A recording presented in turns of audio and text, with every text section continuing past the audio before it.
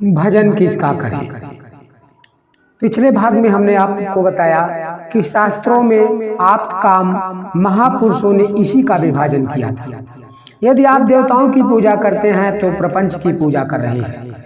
यही इस संसार के गुण दोषों का चित्रण मात्र है। संसार से अलग न कोई देवता है न स्वर्ग है। एक बार गरुड़ को मोह हो गया। वे ब्रह्मा के पास गए। ब्रह्मा ने मन में विचार किया कि गरुड़ को तो मैंने बनाया। भगवान की माया ने जब स्वयं मुझ तक को अनेकों बार नचाया, तब पक्षी राज को मोह होना कोई आश्चर्य की बात नहीं है। विपुल बार जही मोह नचावा। देवताओं के पितामह ब्रह्मा जी ही जहां नाच रहे हैं तो देवता आपको माया से क्या बचा लेंगे। सोई प्रभु भू बिलास खगराजा, नाच नटी युव सहित समाजा। वही माया भगवान के संकेत मात्र से नटी की तरह नाचती है, नर्तकी की तरह नाचती है। माया से विवश होकर नाचने वालों की आप पूजा करते हैं। जब करना है तो उसकी पूजा करें जिसके संकेत पर स्वयं माया नाचती है। गरुड़ जी कहते हैं वह माया रघुवीर की दासी है और वह राम की कृपा के बिना छूटती ही नहीं। यह मैं प्रतिज्ञा पूर्वक कह रहा हूँ। अतः उन एक परमात्मा का भजन करें जो मायाधीश है, जिसके लिए मानस में बारंबार संकेत किया गया है। अग जग जीव नाग नर देवा, अग जग जीव नाग नर देवा, नाथ सकल जग काल कलेवा। देवता मनुष्य आदि चराचर जगत काल का कलेवा है। देवता भी काल का कलेवा हैं, जलपान की सामग्री हैं। आप कलेवा का भजन क्यों करते हैं। भजसी न मन तही राम कहे, काल जासु को दंड। भुवनेश्वर कालहु कर काला। काल के भी काल जगत के स्वामी भगवान राम का भजन क्यों नहीं करते हो, जो स्वयं मरण धर्मा है। वह आपको मृत्यु दे सकता है, मृत्यु से बचा नहीं सकता है। देवता आपके मनोगत भाव भी जानने में सक्षम नहीं है। देवर्षि नारद हिमालय की गुफा में तपस्यारत थे। देवताओं के राजा इंद्र को लगा कि नारद जी तपस्या करके उनका पद यानी इंद्र पद लेना चाहते हैं। देवताओं के राजा को इतना भी नहीं मालूम कि नारद किस लिए भजन कर रहे हैं। क्या वे आपकी मनोकामना पूरी करेंगे। भगवत पथ में यदि कोई रुकावट है तो देवता है, नारद ही नहीं। जो भी भजन में अग्रसर हुआ, देवताओं ने उसे गिराने का भरपूर प्रयास किया। सामान्य मानव को भी वे इस पथ पर जाने नहीं देते। इंद्री द्वार झरोखा नाना, तह तह सुर बैठे करी थाना। आवत देखहि विषय बयारी, ते हठ देहि कपट उघारी। इंद्रियों के द्वार हृदय रूपी घर के अनोखो वातायन है। प्रत्येक झरोखों पर देवता अड्डा जमा कर बैठे हैं। जो ही विषय रूपी हवा को आते देखते हैं, त्यों ही वे देवता हठ पूर्वक किवाड़ खोल देते हैं। व्यक्ति विषयों में उलझ जाता है। इंद्रियों और उनके देवताओं को ज्ञान अच्छा नहीं लगता। इन्हीं से तो आपको लड़ना है। ये विकार हैं, अवरोध हैं, अवगुण हैं। यदि उन्हें पूजते हैं तो आप विकार को पूज रहे हैं, अवरोध पूज रहे हैं। अवरोधों को हटाना चाहिए। विषय करण सुर जीव समेता, सकल एक से एक सचेता। सब कर परम प्रकाशक जोई, रामयनादि अवधि पति सोई। विषय इंद्रियां, उनके देवता और जीवात्मा, ये सब आरोही क्रम से हैं। एक ही सहायता से एक क्रियाशील होते हैं, और इन सब के ऊपर जो परम प्रकाशक है वही अनादि अवधपति राम है। देवता भी जिसका प्रकाश लेकर प्रकाशित होते हैं, उस मूल परमात्मा का आप चिंतन करें। देवता त्रिकालज्ञ भी नहीं है, तीनों काल के ज्ञाता भी नहीं है। राम रावण युद्ध का संदर्भ है, भयंकर युद्ध चल रहा था, रावण मरने ही वाला था। देवता भी इस युद्ध को देख रहे थे, वे किसी का पक्ष नहीं ले रहे थे, वे विकल बोल ही जय जय जय हो की ध्वनि कर रहे थे। पता नहीं कौन जीते, राम की जय ऐसा कहने में खतरा था। न राम की जय बोल रहे थे, न रावण की जय बोल रहे थे। राम की विजय निश्चित प्राय हो जाने पर ही युद्ध के अंतिम दिनों में देवराज ने अपना रथ सहायता में भेजा, और रावण के मरते ही सदा स्वार्थी देवता पहुंच गए। उनके पितामह तक चले आए, कहने लगे, कृत कृत्य विभो सब बानर निरखंती तवानन सादरे, धिक जीवन देव शरीर हरे, तव भक्ति बिना भव भूलि परे। प्रभु, ये वानर कृत कृत्य हैं जो आपके मुखार बिंदु का दर्शन कर रहे हैं। हम देवताओं के शरीर को धिक्कार है जो आपकी भक्ति के बिना भव्य भूले पड़े हैं। जो स्वयं रास्ता भूल गया है, क्या वह आपको रास्ता बताएगा? देवताओं ने कहा, भव प्रवाह संतत हम परे, अब प्रभु पाहि शरण अनुसरे। जो स्वयं बह रहा है वह आपको क्या पार उतारेगा? वह जानता तो खुद न पार उतर जाता, स्वयं भय प्रवाह से अपने को बचाने के लिए त्राही कर रहा है कि हमें पार कर दो, हमें पार कर दो। वह आपको क्या पार करेगा? वह आपके ऊपर चढ़ बैठेगा और कदाचित पार भी हो जाए, किंतु आप किस घाट लगेंगे? अतः देवता भी जिनसे शरण मांगते हैं, आप सीधे उन्हीं भगवान को पकड़े। जो देवता स्वयं अपनी विपत्ति में फंसा है, वह आपकी कौन सी सहायता करेगा? आपकी कौन से दुख को हरेगा? गोस्वामी तुलसीदास ने देवताओं का समर्थन कहीं नहीं किया। माया विवश बेचारे, विनय प्रतिज्ञा में वे माया से विवश हैं, बेचारे हैं, उनके पास चारा नहीं है, तो आप क्यों जाते हैं उनके पास? देवता आपका इष्ट नहीं है। देवताओं का पराक्रम कितना है, गोस्वामी जी ने मानस में स्थान स्थान पर चित्रित किया है। किस तरह चित्रित किया है, सुनिए। रावण आवत सुनऊ सकोहा, देवन तक्यऊ मेरु गिरि खोहा।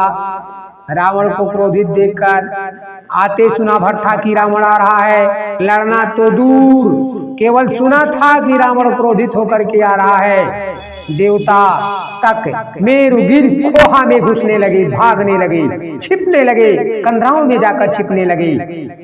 लेकिन देवियां कहां तक भागती? रावण ने उन सबको पुष्पक विमान में बैठा लिया। देवयच्छ गंधर्व नर किन्नर नाग कुमारी, जीती बरी निज बाहुबल, बहु सुंदर बर नारी। अपनी भुजाओं के बल से उन सबको जीता, उनका वर्ण किया और निशाचरों में वितरित करके उन्हें देवलोक जैसी सुख भोग की व्यवस्था देकर सुखी किया। देवताओं ने सुना कि परिवार तो रावण के यहाँ कैद है, तो बिना परिवार के अकेले जीकर के क्या करते? उन्हें छुड़ाने लंका पहुंच गए। रावण ने उन्हें भी सेवा कार्य में नियुक्त कर लिया। कर जोरे सब दिशिप विनीता, भ्रकुट बिलो कहीं सकल सभीता। सभी हाथ जोकर विनती भाव से खड़े रहते थे, भ्रकुटी देखते रहते थे, भावें देखते रहते थे, कहीं उठने बैठने में चूक ना हो जाए, कहीं कोई गलती ना हो जाए और रावण नाराज हो जाए, कहीं ऐसा आदेश पालन में देर ना हो जाए, कहीं रावण नाराज ना हो जाए। ये देवता सोच रहे हैं। रवि शशि पवन वरुण धन धारी, अग्नि काल जम सब अधिकारी। सूर्य, चंद्रमा, अग्नि, जमराज, कुबेर और देवताओं के सभी अधिकारी रावण की आज्ञा का पालन करते थे, भयभीत रहते थे और प्रतिदिन उपस्थित होकर रावण के चरणों में नमन करते थे। जो पहुंच नहीं पाता था वह घर से ही प्रार्थना कर लेता था कि कोई शिकायत न कर दे।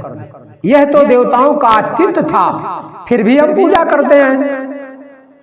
आइए उन प्रकरणों पर विचार करें जिनमें देवताओं से सहायता की याचना की गई। हम देखने का प्रयास करें कि उन्होंने कौन सी सहायता की थी। एक बार निशाचरों के आतंक से त्रस्त पृथ्वी गाय का रूप धारण कर देवताओं के पास गई कि मेरी रक्षा करो, मेरी रक्षा करो, त्राहिमाम त्राहिमाम, मुझे बचाओ। उन्होंने उत्तर दिया कि हम तुम्हारे कष्ट निवारण में असमर्थ हैं, तुम्हारी मदद नहीं कर सकते। पृथ्वी के साथ सूर्य, मुनि, गंधर्व सभी देवताओं के पितामह ब्रह्मा के पास पहुंचे। ब्रह्मा ने सब जान लिया कि ये क्यों आए हैं। मन में अनुमान लगाया कि मेरा भी तो कोई बस नहीं है। बोले, जिसकी तू दासी है वे अविनाशी हैं, उनका कभी विनाश नहीं होता है, वे अजर, अमर, शाश्वत और अमृत स्वरूप हैं। उन्हीं की प्रार्थना करो, वे ही तुम्हारे हमारे सभी के सहायक हैं। समस्या थी उन परमात्मा को ढूंढा कहाँ जाए। पूर्व वैकुंठ जान कहे को, पूर्व वैकुंठ जान कहे को कह पयन दे बस प्रभु सो। कोई देवता उन्हें वैकुंठ चलने के लिए प्रेरित कर रहा था, तो कोई कह रहा था कि क्षीर सागर में भगवान रहते हैं। उस समाज में शंकर जी भी थे, किंतु उन्हें बोलने का अवसर ही नहीं मिला। किसी प्रकार का एक वचन कहने भर के लिए अवसर मिला। क्या कहा? अवसर पाई एक वचन कहऊ। क्या कहे? हरि व्यापक सर्वत्र समाना, प्रेम ते प्रकट मोहि मैं जाना। अग जग मैं सब रहित विरागी, प्रेम ते प्रभु प्रगट जिमे आगे। भगवान शंकर ने अपना जाना हुआ उपाय बताया कि भगवान कण कण में व्याप्त हैं, हर पृथ्वी के जर्रे जर्रे में व्याप्त हैं, रोए रोए में व्याप्त हैं। संपूर्ण हृदय से मन को समेटकर उनके चरणों में लगा दो, वे तुरंत प्रकट हो जाएंगे। उनका मत सबको स्वीकार हो गया। ब्रह्मा ने भी समर्थन दिया। उस विधि से अस्तमन होते ही आकाशवाणी हुई, विनती करते हुए ही आकाशवाणी हुई कि तुम लोगों का दुख हम दूर करेंगे। इन समस्त प्रकरण में देवताओं ने कौन सा निर्णय दिया और कौन सी सहायता की, जिनको यह भी ज्ञात नहीं है कि भगवान का चिंतन किस प्रकार किया जाता है। वे आपका कौन सा मार्गदर्शन करेंगे, आपका कौन सा भला करेंगे, आपका कौन सा कल्याण करेंगे। परम कल्याण का रास्ता जिनको मालूम नहीं है, भला वे कल्याण का रास्ता कैसे दिखाएंगे। दोष किसका? फिर भी हम उसी का पीछा करते हैं। कितनी बड़ी जड़ता है, इस जड़ता का स्रोत क्या है, इसमें किसका दोष है? क्या हमारा दोष है? नहीं, हमारा भी कोई दोष नहीं है। यह हमको विरासत में मिली रीति है। बाल्यकाल से ही माताओं को, पास पड़ोस को, भाई बंधुओं को कुछ न कुछ पूजा पाठ करते हुए देखते हैं। बालक उसी को पकड़ लेता है। बचपन से ही हमारे मन मस्तिष्क में उस पूजा पद्धति की अमिट छाप पड़ जाती है। इसलिए लाख समझाने पर भी हम समझ नहीं पाते, समझना नहीं चाहते। प्रायः माताएं अबोध बच्चों को धूप, अगरबत्ती इत्यादि जलाकर कभी पीपल के नीचे, कभी कहीं बैठा देती हैं। कहती हैं हाथ जोड़ ले, वह ब्रह्म बाबा हैं, यह ग्राम देवी हैं, वो बौरहबा बाबा हैं, इनको इस तरह से प्रणाम कर। बालक के कोमल निर्मल चित्र पर आरंभिक वर्षों के वे संस्कार आजीवन उसका पिंड नहीं छोड़ते, पूरी जीवन चिपके रहते हैं। बचपन में जो बच्चा भयभीत हो जाता है वो जीवन पर्यंत भयभीत ही रहता है। एकांत अंधेरे में जाते डरता है, पत्ते तक से भी भय खाता है। 10-15 देवी देवताओं तो उसे बचपन से ही पकड़ा दिए जाते हैं। समय आने पर कदाचित वह छोड़ भी दे, तब भी कुछ न कुछ संकालु बना ही रहता है, कुछ न कुछ भय बना ही रहता है। माता पिता लोगों से मेरा निवेदन है कि वे अपने बच्चों का भविष्य अंधकार में न बनाएं। ठीक इसी प्रकार माता सीता जी को भी देवी देवताओं की पूजा विरासत में मिली थी। गिरिजा पूजन जननी पठाई, सीता वहां आती जाती थी। स्वयंवर का आयोजन चल रहा था। एक दिन सीता जी गिरिजा पूजन करके लौट रही थी कि उसी वाटिका में राम दृष्टि में छा गए। पूजन करके लौट रही थी किंतु पुनः गिरजा के पास गई, फिर वापस लौट गई और अपने कुल देवी गिरजा के पास गई। हाथ जोड़कर बोली, माँ, आज तक जो हमने आपकी सेवा की है उससे प्रसन्न होकर यही सांवला वर देने की कृपा करें। पार्वती जी ने अपनी ओर से कोई आशीर्वाद नहीं दिया। आवाज आई, नारद बचन सदा सुचि साचा, सोबर मिलहि जाहि मन राचा। देवर्षि नारद जो गुरु थे उनका वचन सत्य है, निर्दोष है, वही वर तुम्हें मिलेगा जिसमें तुम्हारा मन रमा है। देवर्षि नारद ने जो भी कभी सीता से कहा था, पार्वती ने मात्र उसी की स्मृति दिला दी। सीता आश्वस्त संतुष्ट हुई। धनुष यज्ञ की स्थली पर पहुंचकर जब सीता ने उस विशाल धनुष पर दृष्टिपात किया, नजर जमाई, जिसे तोड़ने में 10,000 राजा असफल रहे, तो वह अधीर हो उठी कि सुकुमार इसे कैसे तोड़ पाएंगे। देवी देवताओं को मनाने लगी। तब राम ही बिलो की बैदेही, सभय हृदय बिनवत जहि तेहि। जो भी उन्हें याद आया, छोटे से लेकर बड़े तक सबकी प्रार्थना करने लगी। वो प्रसन्न महेश भवानी, शंकर जी को भी मनाने लगी, उनको छोड़कर भवानी को भी मनाने लगी। जिनसे वरदान मांगा था वहां भी स्थिर न रह सकी, गणेश जी को मनाने लगी। गणनायक वरदायक देवा, आज लगी की तव सेवा। आज तक आपकी भी बड़ी सेवा की है, आप भी ध्यान दें, हमारी विनय सुने और चाप को हल्का कर दें। उन्हें भी छोड़ दिया। फिर तीसरे देवता को सुर मानव धरि धीर, देवताओं को मनाने लगी।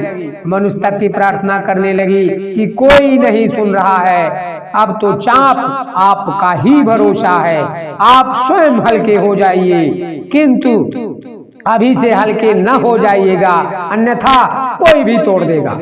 मन में भ्रम बना रहा, राम को आता देखकर ही हल्का होइएगा, ऐसी बात सीता ने कहा। कभी भी सफलता न देखकर सीता जी ने सारे देवी देवताओं से चित्र हटाकर एक परमात्मा में श्रद्धा स्थिर किया। सारे देवी देवताओं को छोड़कर उस परमात्मा में जो सबके हृदय में रहता है। तन मन वचन मोर पनु साचा, रघुपति पद सरोज चितुराजा। तौबा भगवन सकल उरबासी, करहि मोहि रघुवर की दासी। यदि मन क्रम वचन से मेरा प्रेम सच्चा है और राम के चरण कमलों में निवास करता है, वह भगवान हमें राम की दासी बना दे। हृदयस्थ एक परमात्मा में श्रद्धा स्थिर होते ही कृपा निधान राम सब जाना। उन अंतर्यामी ने जान लिया कि अब सच्चे स्थान पर पूजा कर रही है। इसके उपरांत ही किसी देवी देवताओं के पास जाना नहीं पड़ा। सीता को तेहि क्षण मध्य राम धनु तोड़ा, उसी समय राम ने धनुष को तोड़ दिया। सीता को सफलता मिली। अस्तु, हम जो विविध पूजाएं करते हैं वह विरासत में मिली है, लेकिन सफलता तभी मिलेगी जब एक परम परमात्मा में श्रद्धा स्थिर हो। हम अब अगले भाग में आपको और विस्तार से बताएंगे। यहीं पर अपनी वाणी को विराम देता हूं।